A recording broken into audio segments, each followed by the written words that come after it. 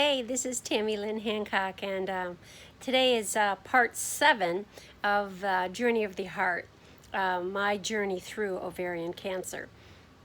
Today I am about 7 weeks post-op from having my radical surgery where they took out, if you're watching the first video, you'll see they took out total hysterectomy. They took out my appendix. They scraped tumor off my bladder.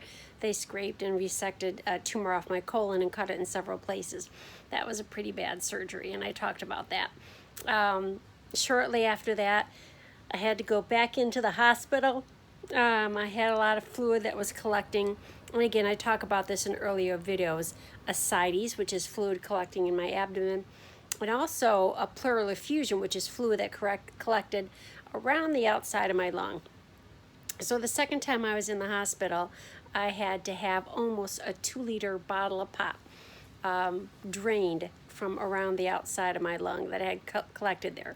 And that was, it was like the cancer cells was creating this fluid that was making it hard for me to breathe. So you may or may not have that as part of your journey. But I wanted to give you an update of where I was now that I have finished my first chemo session and I started my second chemo session. I should get my little piece of paper out that tells me about, I should have had it out for you, I'm sorry, about the type of, let me get it. I didn't tell you last time what I'm using for my chemo. So I had what they did before my chemo session. You go to the, I go to the infusion center, and they give me some Zofran ahead of time. They'll give you a whole list of stuff that they give you. Dexamethasone, which makes you feel powerful and strong, but it's an anti-inflammatory. They give you all kinds of stuff so you don't get nauseated. The two kind of medicines that I had are Taxol that I'm giving.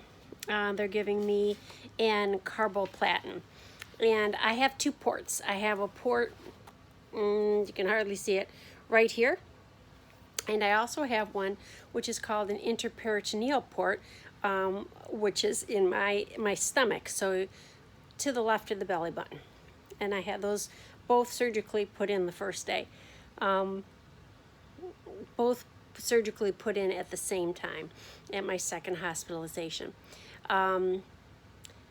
So let's talk a little bit about what the chemo feels like after your first one. You're going to feel good on day 1 and 2, 3, 4, and 5. You could feel pretty bad. The side effects are different for everybody. For me, it was fatigue. I mean, when I talk about fatigue, it means that I felt like you took a coffee cup and you poured the last drop out, or the battery on your phone goes doo-doo-doo-doo-doo-doo. That's how it felt like. I'd be sitting there with my family and I'm saying, my energy's draining, and I could literally just fall asleep. As I was going through the healing process, there were hours and hours of the day. I know why I'm yawning now. I'm yawning because I'm talking to you, right? There was hours and hours during the day where I'd be sleeping, sleep. That was a big thing, that fatigue. So much fatigue that getting to the bathroom and back to my recliner chair was probably all I could do. Maybe if I could walk to the kitchen. Maybe I could pour myself a cup of coffee, but most often I couldn't even do those kind of things. It's a long process, that process of healing. I had some of that fatigue from my chemo yesterday is starting to hit me today. Sorry for the yawning. So that was a big thing. That was frustrating. The frustrating thing was I'm still healing from my extensive surgery, so it was hard for me to determine cancer pain versus healing pain from my surgery. So I still had a very distended stomach, and it would feel like a bowling ball that was just hanging off my stomach and tight. So it would give me short of breath. It would be hard to be comfortable. So I was mostly comfortable, sorry for the yawn, leaning back in my recliner chair where it wasn't putting a lot of pressure. So as I went through that chemo and got to get ready for my second chemo, they'll send you in for blood work where they're going to do a regular blood count. They're going to check your electrolyte balance, and they're going to be checking your CK125, your cancer level. So by the time I went in to do my second chemo, I was losing lots of hair. Like, this is the third ball of hair that I have lost. I still have hair underneath here, but it's getting thinner and thinner. And so my big thing was trying to come up with some nice hair pieces that I could use. I got this one on Amazon, and I really like it because this is a full skull cap that goes on over your head, and so it stays on really good. It's about $16. It's got, I don't know if you can see it here, but it's got some, it scrunches up here so it doesn't help accentuate your baldness. And what I liked about it is it came in many different colors. I got an orange one, I got a peach one, it comes in gray, it comes in brown and tans. It depends what goes with your face. But it has these nice scarf things, like this I tied in a bow here, and I have it hanging here because it makes me feel like I have hair. But you can also take these and tie them up here and give yourself a turban look. And the nice thing is that it's comfortable, it's light, you can throw it right on your head. And I even know of people that have bought this who don't have any chemo bald heads. So anyways, so that's that. When did I decide to shave my hair? Well, I'm going to do that tomorrow. It's what happens is that as you're going through the chemo, if you have long hair and you've ever pulled it up in a ponytail before and you let it down, you know how the roots of your hair hurt. Well, that starts to hurt all up here, and you just know you're losing your hair. And you know, mine came out in clumps in the shower when I was combing my hair. And so what I'm going to do tomorrow, I don't think I can show you the picture of it, but I went on and I looked at a website. I just did a Google search on 40 different short haircut styles for chemo. And because at first I was thinking my only option was to shave. And then I decided, one of my girlfriends said, just do a nice pixie cut. So actually tomorrow I'm going to do a short pixie cut with a little bit longer hair here, so that it's not totally bald. It's got some hair to it. And we'll see how it looks. And then I'm still going to lose some of those hairs, but I feel like I still have a little bit of something up there.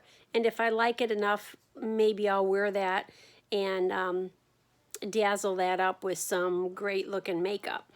One of the things I wanted to say on this video is it's devastating for us to lose our hair.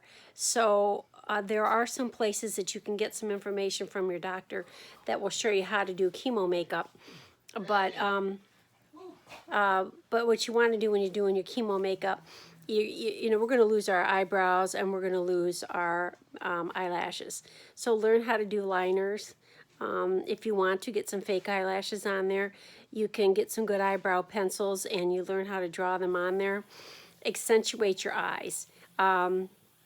I just use a mineral-based powder foundation, and then I put some good color on my cheeks, because what you want to do is, we don't have the glory of our hair anymore. So what we can do is we can get some pretty turbans. We can get whatever works for you, but you can accentuate your makeup a little bit so that you don't look so pale, and that your eyes are showing, and that you feel like you're just still as beautiful as you were with hair, but with a turban on. So there's lots of ways that you can, sorry, my husband just walked in and the dogs are all barking, but there are lots of ways that you can beat this part of it.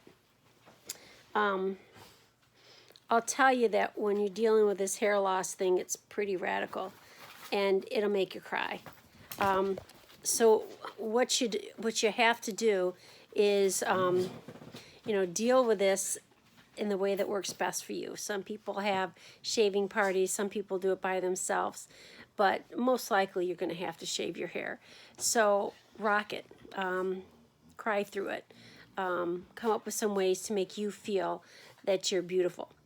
The other thing I want to talk to you about, and I'm going to get this from the bathroom and show you, you're going to need to get some, where did I put them in here? You might want to get some of these kind of things to wear at night because your scalp is going to get sensitive. You're going to be really sensitive to cold, and so you want to get like a soft cap that you wear at night. And sometimes your head may sweat as well. So you know, we don't realize how our hair keeps our head warm and really regulates us. And so I basically just wanted to encourage you with that part. So going into the second chemo, besides the losing the hair part, you had to do your chemo sessions. Usually you see a doctor first, and then it took me probably from 9:30 to 4 o'clock to get my 2 chemos in. The first chemo went through my port, which was systemic, which means it goes to my whole body, and that took about 3 hours to go in.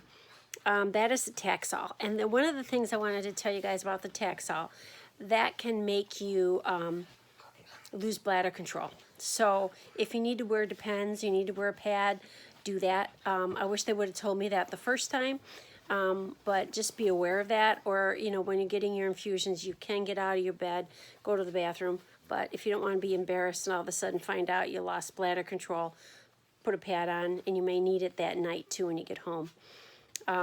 Your second one, which would be about an hour or so, will go through your port. And what they're going to do in your stomach is put in about 1,000 cc's of normal saline. Then they'll put in the cancer medicine in there, and then they have you roll left and right.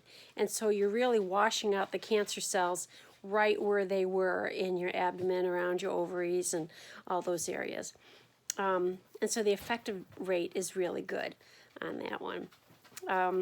I'll let you know in the next couple days in my next update how I did as I went through this. I haven't gotten through my bad days of chemo number 2. But the cycle will be next week. They'll just do the, instead of doing both ports, they'll just do the interperitoneal port. Then I get a week off, and then I start cycle 3. And so I hope this was helpful to you, just to show you what you're going to be expecting as you go through this. If you're a caregiver, understand that there'll be days that you're going to see your loved one crying. They're going to grieve. I've grieved through various phases. Sometimes I just wake up and cry in the morning. Sometimes I wish I could sleep well. Sometimes I'm annoyed that I'm cold all the time. Sometimes it's frustrating that I couldn't get to the kitchen and back because my endurance was so low. It's very hard dealing with the change in their body structure, clothes that you can't wear anymore. A lot of things to grieve and work through. But the most important thing is to have that support group of your family at home or your friends, and that positive mindset. One of the things I teach online, I teach about attraction marketing, and I teach about positive mindset to help people grow their online businesses. And positive mindset is what goes on between our 2 ears. And if you look at studies, people who go into their chemotherapy with good support and positive mindset do much better. Because if you believe that you can get better, and if you keep pushing yourself and you look on the positive, it's just like that whole study. When you smile more, it releases those good endorphins. That's the same thing with how positive mindset works with you. Your mindset can propel you forward, or it can paralyze you. And so that's a decision you have to make. And I encourage you to let your mindset propel you forward as you go through this. Is it difficult, this next phase, as you're going through chemo 1 to chemo 2? Yeah, it is, because it's still an adjustment. And, we all go through it differently. Is it hard? Yeah. Because you have to think of a couple different things. Besides what you're doing physically, besides dealing with the changes in your body, besides dealing with fatigue, lack of energy, nausea, all that kind of stuff, you may be wanting to look into medical marijuana to help you deal with pain. You can talk to your doctor about that, to find a doctor that helps you with that. You also, you want to be looking for the ways that you can manage your pain. Sometimes you're going to be using Loratab. Sometimes you're going to use fentanyl patches. And so work with your doctor on that. Don't be afraid to get yourself to a comfortable level of pain. You'll be able to taper off your pain medicine soon. But it might be 2 weeks. It might not be at this stage of the game yet. It's not for me yet. I still have to take the pain medicine because I'm still healing from the major surgery and I'm still dealing with the cancer pain. Anyway, I know there was something else I wanted to tell you, but I guess I'm going to have to think about it for the next time as to what to be expecting on this one. What can you do to help somebody with this? Bring them some meals. Go visit with them. As you're going through this, be aware that you're going to have to wash your hands a lot and keep away from a lot of society at first because your white blood cell count's going to be down as well. So you don't want to get any flu or anything or any sickness as you're going through your chemo. Really, really important. Watch your protein. Add some extra protein. Get some Propel, some Pedialyte. You're going to need to drink and eat those kind of things to strengthen your body up. You're going to have to do those on your own. The chemo's going to be working to fight the bad stuff away, but you have to put in the good stuff into your body to keep your weight up, to keep your protein up. So that your body has something to fuel itself on, vitamin C, all those things to help strengthen your body so that you can get through this. And remember, that mindset is super, super important. So on my next one, I will, next journey, which will be what, journey 7, I'll do some video on my new haircut and what that looks like. It probably won't be too long of a video, but just to give you an update on that and maybe give you some ideas of what will help you as you go through this process. I'm Tami Lynn Hancock. I'm the little engine that could, and you can be the little engine that could too if you just don't give up as you go through your journey or as you help your loved one go through this journey. It's not an easy one, but it's not an impossible one either. So hang in there. You can do this. And remember, you are precious to Father God. God bless you. Bye.